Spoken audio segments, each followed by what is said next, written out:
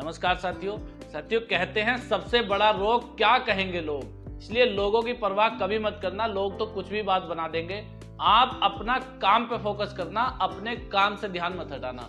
आइए समझाता हूँ साथियों। पहले 9 ग्रह हुआ करते थे, पृथ्वी, मंगल, शुक्र वगैरह और प्लूटो। और कुछ दिनों बाद एक रिसर्च में पता चला कि अब प्लूटो ग्रह नहीं रहा। तो अब मुझे ये बताओ, प्लूटो पे इस बात से क्या फर्क पड़ा कि दूर किसी ग्रह पृथ्वी पर बैठे हुए कुछ लोगों ने ये डिसाइड कर दिया कि अब प्लूटो ग्रह नहीं है। तो प्लूटो तो जैसे पहले काम कर रहा था ऐसे ही अब काम कर रहा है, और कल हो सकता है प्लूटो को कुछ और बता दे कि अब ये भी नहीं, ये हो गया। प्लूटो तब भी जैसे उसको काम करना है वैसे ही करेगा। तो साथियों, लोगों के कहने से आपको फर्क नहीं पड़ना चाहिए।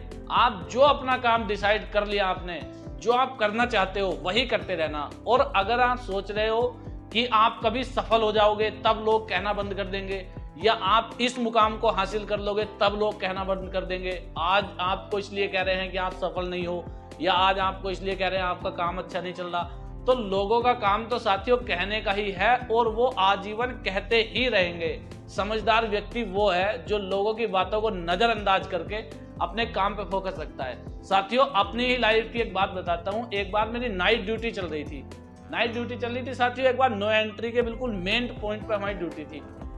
2 लोगों की ड्यूटी थी साथियों। तो एक मैं वहां बैठा था, एक हमारा दोस्त वहीं टहलता टहलता फोन पे बात कर रहा था अपने घर। शाम का समय था, लगभग 9-10 बजे का समय। तो एक बुजुर्ग दंपति आए। आने के बाद उन्होंने कहा कि सर मुझे यहाँ जाना है अंदर, लगभग 100-200 मीटर, और उनके पास स्कूटी थी। तो मैंने कहा सर यहाँ तो नो एंट्री है, वाहन तो कोई भी नहीं जा सकता। तो उन्होंने कहा तो फिर आप मेरी इतनी हेल्प कर दो कि मैं अपनी स्कूटी यहाँ आपके पास खड़ी करके जा रहे हैं हम लोग, और पैदल चले जाएंगे, उसके बाद लौट आएंगे। मैंने कहा हाँ ठीक है, इतना मैं कर दूंगा, आप अपनी स्कूटी खड़ी कर जाओ और जब तक मेरी ड्यूटी है बिल्कुल निश्चिंत। उन्होंने कहा ठीक है, हम आधे घंटे में आ जाएंगे। ऐसा ही हुआ साथियों, वो आधे घंटे में आ गए। तो जैसे ही वो आते दिखाई दिए, हमारे माँ बाप की उम्र के थे। मैंने भी खड़ा होकर हाथ जोड़कर उनका स्वागत किया। मैं ठीक है, आ जाओ, 2 बात भी हो जाएंगी। रात में पूरी रात बोर होते हैं अकेले बैठे हुए, तो 2 बात इनसे ही हो जाएंगी, थोड़ा अच्छा लगेगा। तो उन्होंने कहा कि देखो कितने कितने अच्छे लोग भी हैं पुलिस में, और फिर भी लोग इनकी इज्जत नहीं करते। अब ये बात यार मुझे बुरी लगी।